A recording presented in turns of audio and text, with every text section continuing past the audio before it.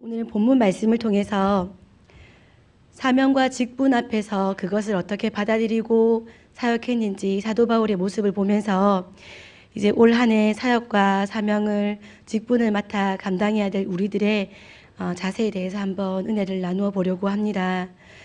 먼저 사도 바울이 어떤 사람인지에 대해서 생각해 보았으면 좋겠습니다. 우리가 바라보는 사도 바울과 사도 바울 스스로 자신을 바라볼 때 자신이 어떠한지에 대해서 생각해 보겠습니다. 우리가 아는 사도 바울은 엄청난 사역자였습니다. 둘째라면 서러울 정도로 많은 교회를 세웠고 많은 성경 말씀을 적었습니다. 로마의 핍박과 박해 가운데에서 게다가 이방인들을 사역하는 것 때문에 그를 비난했던 유대인 그리스도인들의 그런 박해 가운데에서 바울의 사역지마다 따라다니면서 속이는 영지주의와 율법주의 같은 복음과는 다른 교훈들, 족보와 전통들, 이런 상황에서 교회를 세운다는 것이 상당히 힘든 사역이었을 것입니다. 그럼에도 불구하고 사도 바울은 1차, 2차, 3차 선교 여행을 다니면서 많은 이적을 행하였고 소아시아와 유럽 지역에 엄청나게 많은 교회를 세웠습니다. 지금 당장의 눈앞에 벌어지는 사역도 바쁠 텐데 그 와중에 지나온 교회에게 편지를 보내거나 동역자들을 보내면서 끝까지 지나온 교회들까지도 믿음을 잃지 않도록 속아 넘어가지 않도록 그 교회들을 지키는 것까지도 사도 바울은 감당했습니다. 성경에 기록되어 있는 사도 바울의 편지만 해도 13편입니다. 또한 아내와 가족을 기쁘게 하고 싶은 마음 때문에 하나님의 사역을 소홀히 여기게 될까봐 가정을 이루지 않고 오직 복음 전도하는 데에만 충성 다하며 살았던 사람이 사도 바울입니다.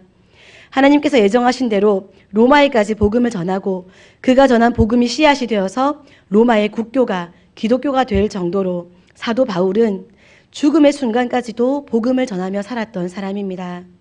우리가 바라보는 사도 바울은 그런 사람입니다. 그러나 사도 바울은 오늘 디모데전서의 시작의 순간에 자신을 어떻게 표현하고 있습니까?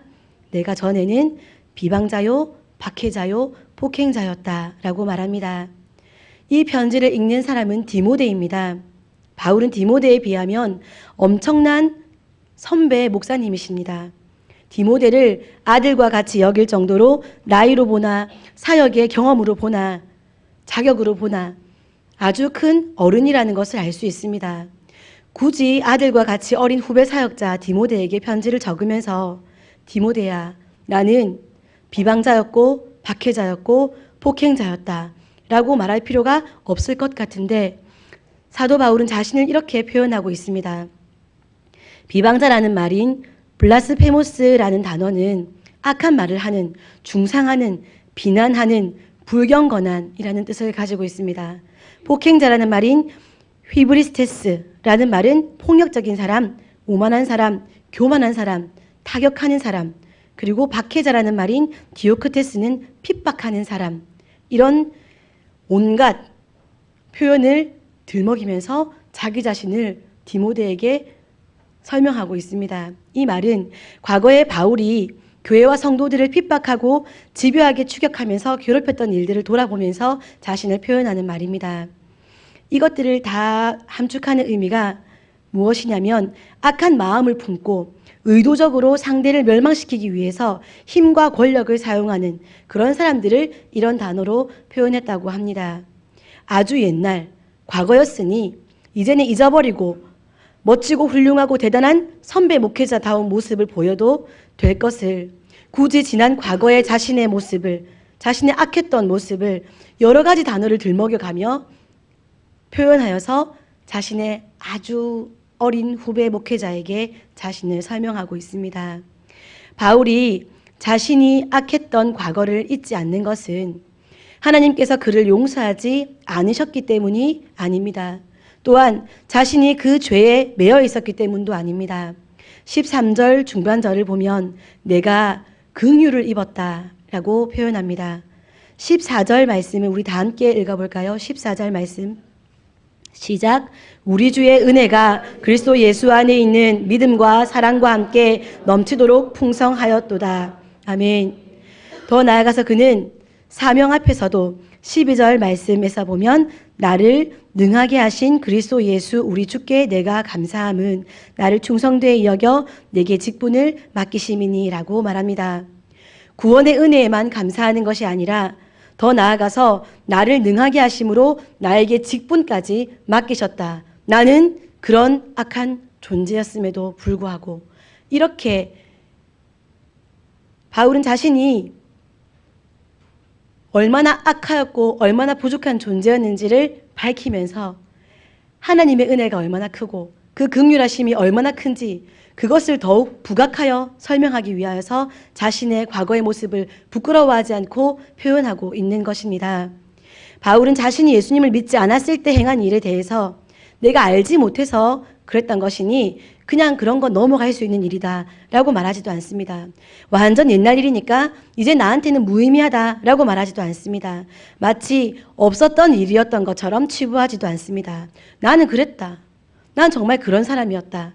그러나 오히려 내가 긍휼을 입었고 은혜가 넘치도록 풍성이 주어졌다 라고 말하면서 이전의 삶이 하나님 앞에 얼마나 큰 범죄고 사망을 낳는 일이었는지 말합니다.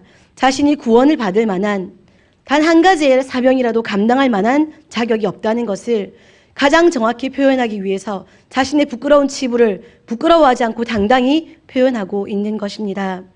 사도 바울은 평생에 이 두 가지를 기억하며 살았습니다. 나는 답이 없다. 나는 죄인이다. 나는 죄인 중에 괴수다. 그러나 하나님은 은혜와 긍휼로 나를 구원하시고 나에게 사명까지 맡겨주셨다. 이것을 잊지 않았습니다. 그래서 그는 그의 전 인생을 통해서 우리가 기억하는 그 사도 바울, 훌륭한 사역자 사도 바울, 그런 삶을 살 수 있게 된 것입니다. 사랑하는 성도 여러분, 자신이 죄인임에 매여서 하나님께서 예수 그리스도를 통하여 주신 구원의 은혜를 가벼이 여기며 여전히 나는 죄인이야 하고 죄에 눌려 살아가는 것은 그리스도인의 바른 모습이 아닙니다. 동시에 내 모든 죄는 사하여졌다 하는 자신감에 내게 값없이 구원의 은혜를 베푸신 하나님의 사랑은 한 번 받고 끝난 것으로 생각하여 가벼이 여기고 잊어버리고 직분과 사명을 맡는 것은 꺼리고 나 하나의 삶에 매몰되어서 복음 전파, 복음과 무관한 육신의 삶을 살면서도 나는 구원받았다 라며 당당하게 자기의 삶을 살아가는 것도 잘못된 것입니다. 우리는 우리 자신이 얼마나 악하고 무능하고 무지한 죄인인지 가장 분명히 기억하고 인식하며 살아야 합니다. 동시에 이 악하고 무능하고 무지한 죄인을 구원하신 하나님의 은혜, 예수 그리스도의 사랑이 얼마나 크고 값진 것인지 절대로 잊어서는 안 됩니다. 주님이 우리를 불쌍히 여기지 않으셨다면 불신의 마음에 믿음이 채워질 수 없었고 주님이 우리를 위해서 목숨 바쳐 사랑하시지 않았다면 욕심이 가득한 마음에 사랑이 채워질 수 없었던 사람이 바로 우리입니다. 이 사실을 믿음으로 고백할 때 우리는 더 깊고 풍성한 주님의 은혜를 누리며 살 수 있고 우리를 통하여 참된 복음이 우리를 구원하신 참된 복음이 우리를 통하여 바르게 전파될 수 있는 것입니다. 우리는 그 일을 위하여 부름받았고 사명을 맡았고 직분을 맡은 것입니다. 두 번째로 생각하고 싶은 것은 하나님은 직분을 맡기실 때 직분을 감당하기에 필요한 모든 능력을 주신다는 것입니다. 본문 12절 말씀을 다시 한번 보시면 나를 능하게 하신 그리스도 예수라는 표현이 있습니다. 사도 바울은 자신의 성경 지식이, 자신의 족보가, 자신의 성품이, 자신의 인맥이 자신의 사역에 참 큰 도움이 되었다라고 말한 적이 없습니다. 나는 약하다. 나는 약하지만 그리스도의 능력이 강하시니 나는 내가 약한 것을 도리어 자랑할 것이다 라고 말합니다. 겸손한 척 하는 것이 아니라 정말로 사도 바울은 하나님의 사명과 직분 앞에서 자신이 가지고 있는 것들은 설령 그것이 내가 영적인 체험을 한 거라 할지라도 내가 가지고 있는 모든 것은 하나님 앞에서는 무의미한 것이다 라고 설명합니다. 약할 뿐이라고 말합니다. 이런 나, 아무것도 없는 나, 죄인일 뿐인 나, 이런 나에게 능력을 주셔서 나를 통하여서 복음을 전하시고 생명의 열매를 거두신 분은 하나님이시다 라고 겸손히 고백하는 사도 바울 앞에서 사도 바울의 인생을 통하여서 하나님은 수많은 교회를 그를 통하여 세우신 것입니다. 예수님께서 처음 제자를 부르셨을 때에도 마태복음 10장 1절 말씀에 의하면 예수님은 그들에게 더러운 귀신을 쫓아내며 모든 병과 모든 약한 것을 고치는 권능을 사역하기 전에 먼저 베풀어 주셨다고 성경은 말씀하십니다. 하나님은 부르셨으면 능력을 주십니다. 저는 원래 성대가 많이 약한 편이었습니다. 그래서 좀 스트레스를 받거나 마음이 상하거나 또 이렇게 무서운 놀이기구를 타거나 이렇게 하면 고함을 지른 적이 없는데도 목이 그냥 타고 내렸는데 목이 쉬어있는 그런 약한 성대를, 물론 지금도 성대가 썩 좋은 편은 아니지만 정말 약한 성대를 가지고 있었습니다. 그런데 목회자로 사역하면 말을 더 많이 하지 않겠습니까? 그런데 성대가 더 좋아졌습니다. 강한 성대를 선물로 받았습니다. 예. 저 목소리가 강한 성대라고 생각하실 수 있겠지만 제 과거에는 놀이기구에서 내리면 목이 쉬는 그런 성대였거든요. 그러니 하나님께서 말씀 전하는 사역을 하라고 이렇게 아주 강한 성대를, 꾀꼬리 목소리의 그 쌍기역 중에 기역 하나 정도는 되는 것 같다라고 저는 생각할 정도로 성대가 많이 좋아졌습니다. 하나님은 사역을 맡기시면서 능력을 주시는구나 하고 고백할 수밖에 없는 것이 제가 저를 바라볼 때 저는 그렇습니다. 하나님은 직분을 맡기실 때에 필요를 채워주심을 믿으시기 바랍니다. 마지막으로 한 가지 더 생각해 보고 싶은 것은 사명과 직분을 맡기실 때 하나님은 충성도를 확인하시고 맡기신다는 것입니다. 12절 말씀을 다시 한 번 더 보시면 나를 충성되이 여겨서 내게 직분을 맡기셨다라고 기록하고 있습니다. 누가복음 19장의 은 열무나 비유를 보면 이것을 분명히 알 수 있습니다. 귀인이 왕위를 받아가지고 오려고 먼 나라로 갔습니다. 가기 전에 종 10명을 불러서 은화 10문화를 한 문화씩 나누어 주고 장사를 하라고 시킵니다. 귀인은 곧 왕이 될 사람입니다. 나라의 여러 고을들을 맡아 다스릴 믿을 만한 종이 누구인지 알아보아야 합니다. 눈앞에서만 빵긋빵긋 웃고 살살거리고 손바닥 비벼대는 종이 아니라 정말로 충성스러운 종이 누구인지 알아내어야 믿고 고을들을 맡겨서 자기의 나라를 든든하게 세워갈 수 있기 때문에 종들에게 은화를 하나씩 맡기고는 그들의 충성도를 확인하기 위하여 장사를 해보라고 합니다. 10명의 종들은 주인의 속뜻이 무엇인지 알지 못하고 그저 주인이 맡긴 일이기 때문에 장사를 열심히 합니다. 만약에 주인이 나에게 은화를 맡긴 것이 내가 은화를 많이 남기면 나에게 고을을 맡기시려고 나에게 은화를 맡기셨구나 라는 것을 종들이 알았다면 열심히 안 할 종이 있겠습니까?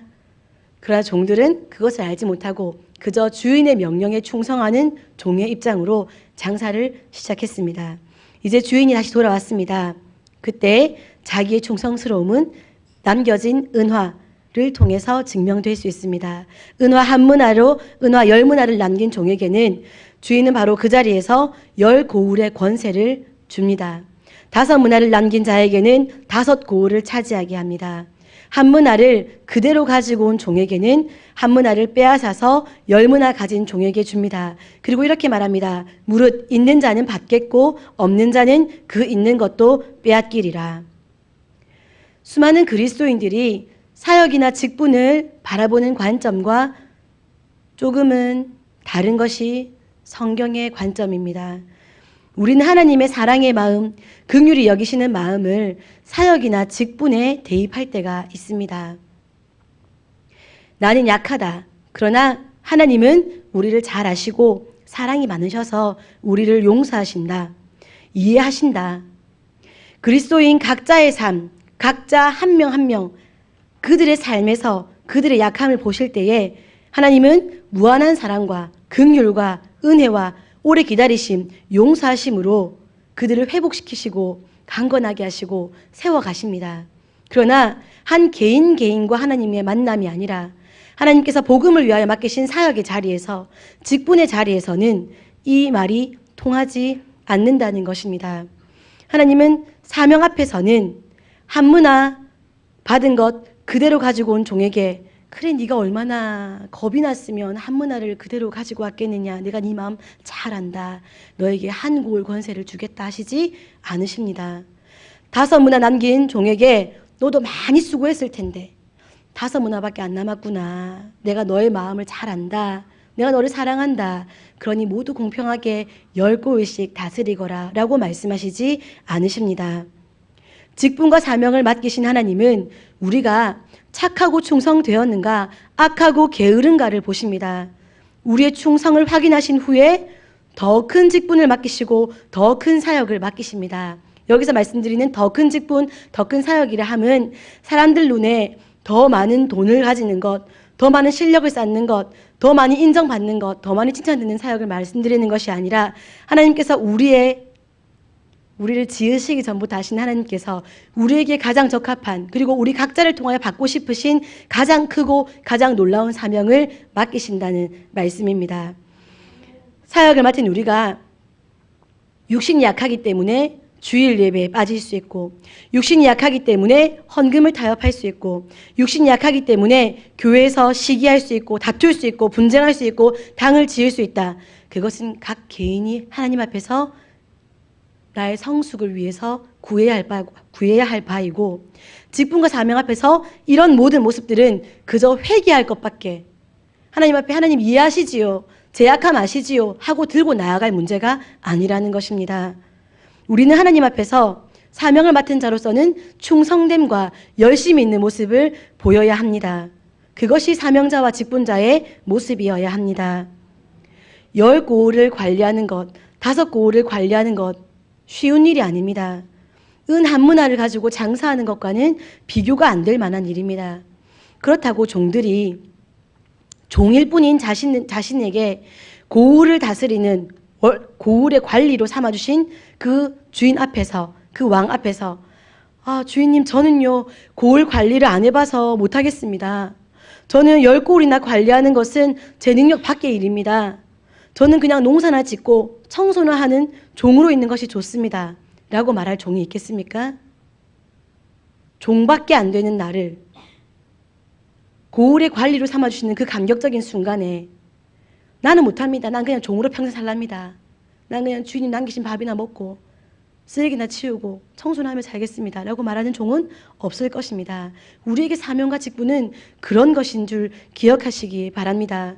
그 귀한 사명과 직분 앞에서 나는 여전히 종밖에 안 되는 존재이기 때문에 나는 그런 능력이 없기 때문에 나는 못합니다 라고 말하는 것은 그리고 맡겨진 사역을 소홀히 하는 것은 사명자와 직분자의 감당해야 될 삶의 모습이 아니라 하나님 능력을 구함으로 두 번째 말씀드렸던 하나님 능력을 구함으로 그 사명을 감당하기를 소원하고 달려나아가는 모습이 바로 직분자와 사명자의 모습이어야 한다는 것입니다. 고을의 관리가 되어보면 할 일이 엄청 많지요. 그러나 모든 일을 다 고을의 관리가 다 하는 것이 아닙니다. 그의 일을 도울 종들이 파트별로 준비되어 있습니다. 글을 잘 쓰는 사람, 정책을 잘 세우는 사람, 전쟁을 잘하는 사람, 건강을 돌봐줄 사람, 먹을 것을 챙겨줄 사람, 관리가 관리로서 관리의 일을 수행할 수 있도록 다른 모든 부분에서 도울 사람과 필요한 물질과 상황들이 준비된다는 것입니다. 마찬가지입니다. 우리가 큰 일을 감당하면 많은 사역들을 감당하면 힘이 될 수 있습니다. 그러나 능력과 은사로 맡겨진 일을 감당하게 하시는 분은 우리 하나님이십니다. 그래서 그분 앞에서 우리가 나는 못하겠습니다. 나는 약한 인간일 뿐이라서 라는 말을 꺼낼 필요가 없다는 것입니다. 하나님은 너 스스로 네 능력으로 일을 해서 네가 있으니까 네가 영광을 차지해라 라고 말씀하시지 않습니다. 자신의 영광을 다른 누구에게도 빼앗기기를 싫어하신다고 성경은 말씀하고 있습니다. 영광을 홀로 받으시기 원하시는 분이 우리 하나님이시기 때문에 능력과 은사도 돕는 손길도 건강도 모두 하나님께서 주신다는 것을 믿으시기 바랍니다. 우리에게 보시고 싶으신 것은 너의 마음의 중심이 내가 맡긴 사명에 충성되었는가 아닌가만 보신다는 것입니다. 내가 얼마나 많은 자질을 가지고 있는지를 보시는 것이 아니라 내가 충성되이 이 일을 감당하겠습니다 하고 달려나오는 그 모습 한 가지만 가지고 나오면 나머지 모든 것은 하나님께서 책임지신다고 말씀하십니다. 내가 너를 불렀다. 내가 너를 세웠다. 내가 너에게 주었다. 내가 행하였다. 그러니 이 일로 말미암은 모든 영광은 다 오롯이 나의 것이다. 이것이 바로 하나님께서 사명자에게, 직분자에게 원하시는 것입니다. 두려움으로 내게 주신 그 한 문화 그대로, 한 달란트 그대로 하나님께 들고 나아가서 저는 약해서요, 이거 잃어버릴까 봐 무서워서요 라고 말하는 우리가 되어서는 안 되겠습니다. 말씀 마무리하겠습니다. 1월 첫 주일 날 광고 중에 담임 목사님께서 교회 청소 담당 기간에 대해서 말씀하시면서 주방 보조를 남선교회에서 남자 성도들로 바꾼 내용을 말씀하셨습니다. 예배가 다 끝나고 한 신임 집사님께서, 올해 처음으로 집사님이 되신 분께서 1층 게시판에 가만히 서 계신 것을 보았습니다. 제가 인사를 하다가 서 계시더라고요. 한참을. 그분의 눈길이 향하고 있는 곳은 2017년 상반기 주방봉사 명단이었습니다. 명단에 그분의 성함은 없었습니다. 왜냐하면 신임 집사님이셔가지고 주방봉사 제가 거기에 이름을 넣으면 혹시 무슨 교회에서 남자한테 설거지를 시켜 하면서 그러시면 안 될 것 같아서 신임 집사님의 명단은 제가 거기 넣지 않았었거든요. 그런데 한참을 찾아보시더라고요. 본인의 성함을. 그래서 제가 보니까 본인의 성함을 찾으시는 것 같았습니다. 한참을 서 계셨거든요. 그래서 다가가서 집사님, 제가 이 명단에 집사님의 성함을 넣어도 될까요? 하고 여쭤봤더니 그분의 표정이 넣어주시면 하겠습니다 라고 말하는 것처럼 들렸습니다. 표정이요. 제가 잘 들은 게 맞겠지요. 당장에 사무실에 들어가서 그분의 명단을 넣고 출력을 했습니다. 게시판에 붙여버렸습니다. 그런데 그분께서는 만족해 하시는 것 같았습니다. 아, 진짜 주방봉사 이런 거 안 하면 좋지, 이런 마음의 표정이 아니었습니다. 시켜주면 하고 싶다, 이런 표정이 그분의 얼굴에서 보였습니다. 경상도 남자가 주방봉사? 사람의 시선으로 보면 큰 직분이다 라고 말하는 사람은 없을 것입니다. 우리 교회 장로님 되시라고 하면, 우리 교회에 어디 대표하라고 하면, 좋아라고 감당하시고 싶어 하시는 분들, 손 드시는 분들은 계실지 모르겠지만, 주방봉사를 목사님 제 이름 빠졌습니다, 주방봉사에 넣어주십시오 라고 말씀하시는 분은 한 분도 계시지 않았습니다. 그래서 실제로 그 주방봉사의 명단을 보면 왜 이렇게 자주 내 이름이 돌아오지라고 생각하실 것입니다. 많지가 않다는 뜻입니다. 주방봉사 하실 분이.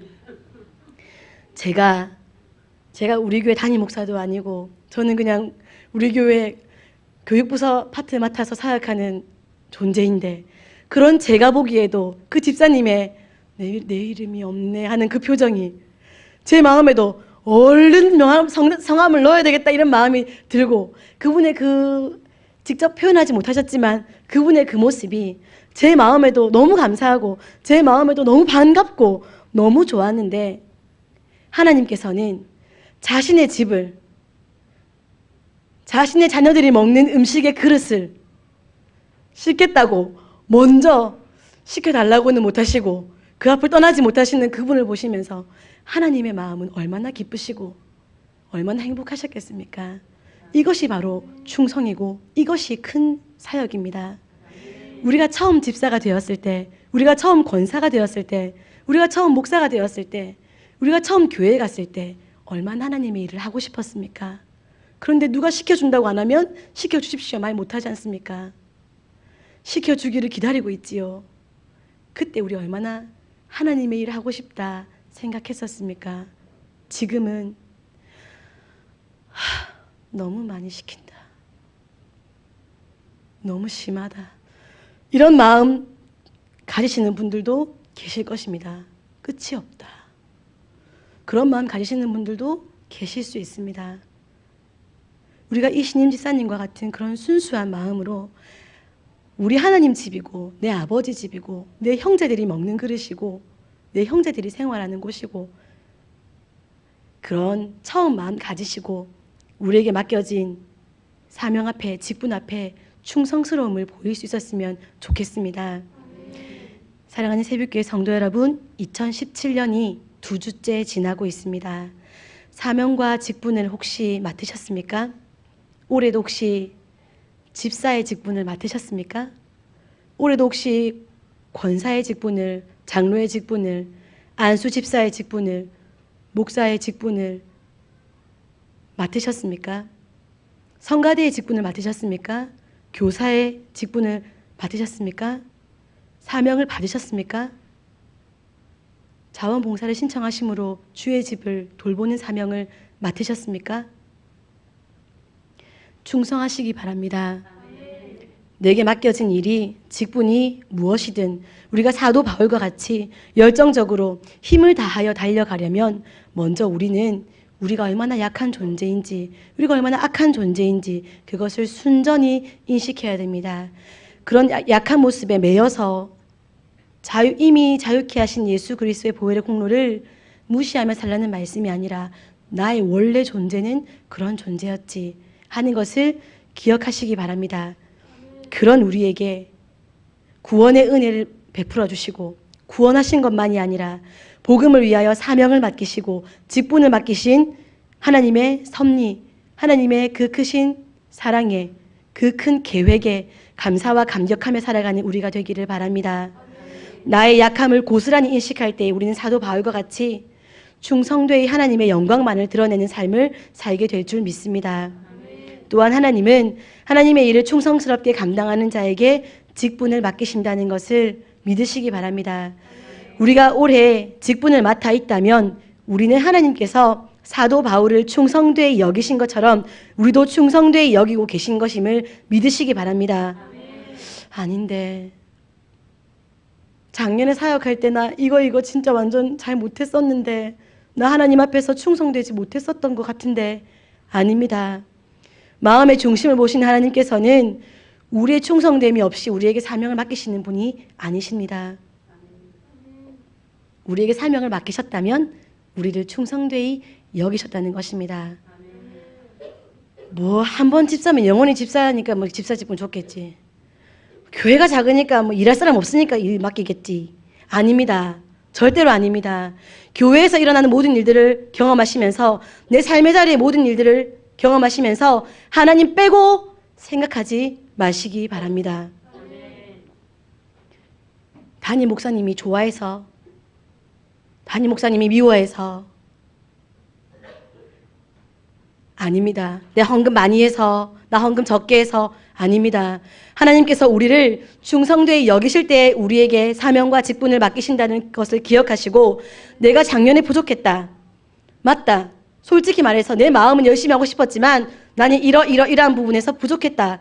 하나님 올해는 내가 집사로서 임명을 받았는데 당연히 집사니까 그냥 집사겠지 하는 것이 아니라 내가 집사로서 하나님께서 원하시는 부분에 이런 부분이 부족했습니다.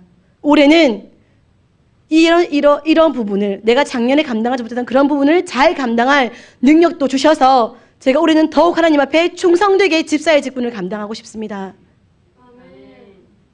그래서 올해 상반기에 제가 저에게 맡기신 집사의 직분을 잘 감당함으로 올해 중에 계획되어 있는 안수집사 권사 하나님께서 원하신다면 나의 충성됨을 보신다면 맡기실 수 있다는 것을 기대하시면서 하나님 올해는 제가 이러한 부분에서 더 잘 감당할 수 있도록 능력을 주십시오.